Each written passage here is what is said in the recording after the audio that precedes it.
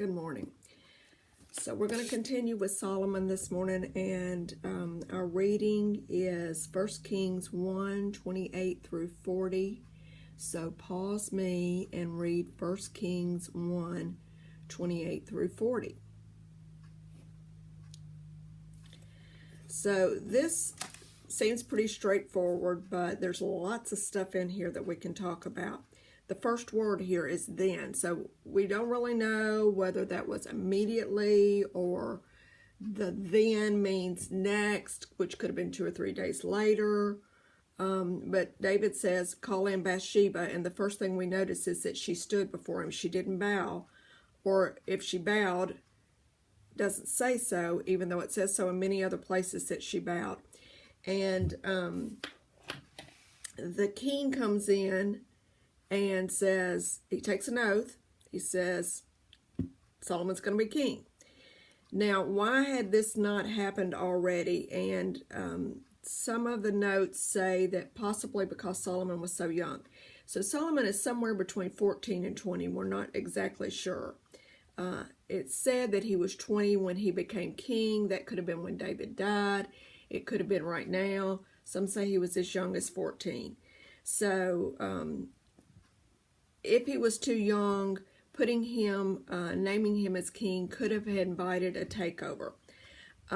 Also, Samuel, who was the guy that anointed David, is dead now. So there's no real protocol for who's going to be king next. And all of this is not written down and in place. So David says, Solomon's going to be king. Then Bathsheba bowed and said, may the Lord, David, my Lord, King David, live forever. And this is thought that she's serious about this. She believes that he's a great king, and she really wants him to continue being king. Now, obviously, she knew he couldn't live forever, but that's so you don't know how much of it is just rhetoric and how much of it is she really wants him to live for a long time. And remember, she's trying to save Solomon's life and her own here. So David calls in the priest, the prophet, and Benaiah, who is probably the top soldier after Joab. Remember, Joab had gone with Adonijah and Adonijah, and to try and take over. So Benaiah is probably the next guy in line. And David gives them instructions, and he says, take the servants with you and go set Solomon on my mule. And the mules were ridden mainly by kings in those days, although some people say that it's a sign of servanthood to the people. And take him to Gihon. Now, Gihon is a spring, a water well spring there just to the east of, kind of east-southeast of Jerusalem, or David's city then.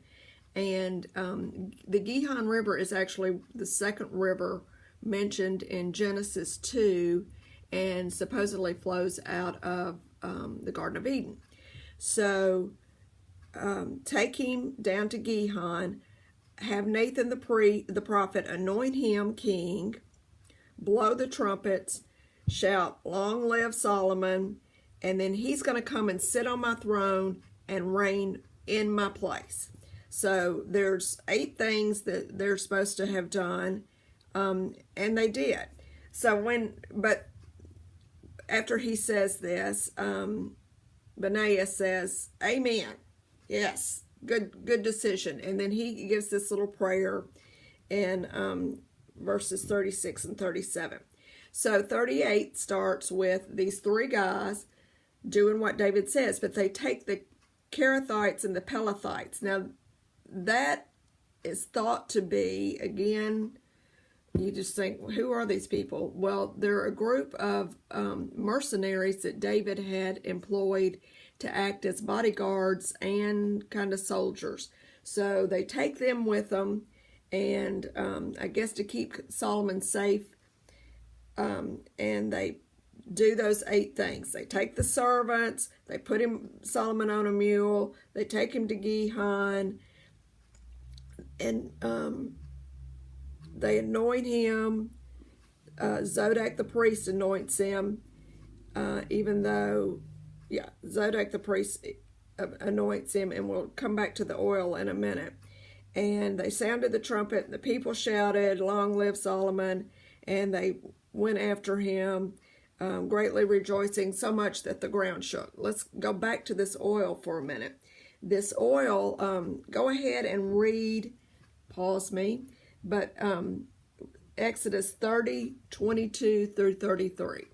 So pause me, it's Exodus 30, 22 through 33. Okay, so you read about the oil is sacred oil, and it doesn't say anything on there about it being for anyone but the high priest. So this is a little questionable, but nobody really questioned it. So it's just kind of a side note. So